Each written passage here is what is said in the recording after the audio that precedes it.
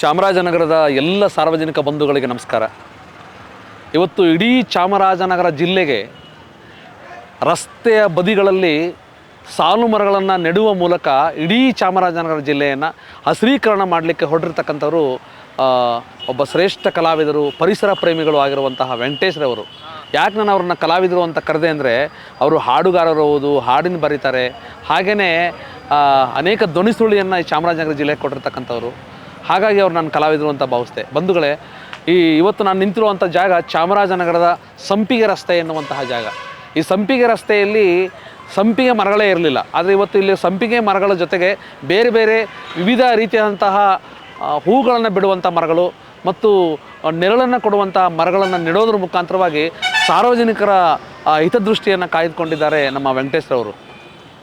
ಚಾಮರಾಜನಗರದ ಸಂಪಿಗೆ ರಸ್ತೆ ಒಂದೇ ಅಲ್ಲ, ಕ್ರೀಡಾಂಗಣ ಆಗ್ಬೋದು, ನ್ಯಾಯಾಲಯ ರಸ್ತೆ ಆಗ್ಬೋದು, ಎಲ್ಲ ಕಡೆ ಮರಗಳನ್ನು ನೆಡೋದ್ರ ಮುಖಾಂತರ ಪರಿಸರ ಪ್ರೇಮಿ ಎನ್ನುವುದನ್ನು ಸಾಬೀತುಪಡಿಸ್ಕೊಂಡಿದ್ದಾರೆ. ಅವರು ಯಾವುದೇ ಪ್ರತಿಫಲಾಪೇಕ್ಷೆ ಇಲ್ಲದೆ ಮಾಡ್ತಾ ಇರ್ತಕ್ಕಂಥದ್ದು ನಿಜಕ್ಕೂ ಅತ್ಯಂತ ಸಂತಸದಾಯಕವಾದಂಥ ಸಂಗತಿ. ಇಂತಹ ಒಬ್ಬ ಶ್ರೇಷ್ಠ ವ್ಯಕ್ತಿಗೆ ಸರ್ಕಾರಗಳು ಅಥವಾ ಉದ್ಯಮಿಗಳು ಸಹಕಾರ ನೀಡೋದ್ರ ಮುಖಾಂತರ ಇನ್ನಷ್ಟು ಇಡೀ ರಾಜ್ಯದ ಉದ್ದಗಲಕ್ಕೂ ಸಸಿಗಳನ್ನು ನೆಡೋದ್ರ ಮುಖಾಂತರ ಹಸಿರೀಕರಣ ಮಾಡಿದ್ರೆ ಅತ್ಯಂತ ಸಂತಸದಾಯಕ ಆಗ್ತದೆ. ಇದರಲ್ಲಿ ಮತ್ತೊಮ್ಮೆ ವೆಂಕಟೇಶ್ವರವರನ್ನೇ ಅತ್ಯಂತ ಹೃದಯ ತುಂಬಿದ ಅಭಿನಂದನೆಗಳನ್ನ ಅವ್ರಿಗೆ ಸಲ್ಲಿಸ್ತೇನೆ. ಧನ್ಯವಾದಗಳು ಸರ್. ವೆಂಕಟೇಶ್ ಸರ್, ನಿಮ್ಮ ಕಾಯಕ ನಿರಂತರವಾಗಿ ಹೀಗೆ ಸಾಗಲಿ ಸರ್. ಮತ್ತೊಮ್ಮೆ ನಿಮಗೆ ಅಭಿನಂದನೆಗಳನ್ನ ಸಲ್ಲಿಸ್ತೀನಿ. ಥ್ಯಾಂಕ್ ಯು ಸರ್, ಧನ್ಯವಾದಗಳು.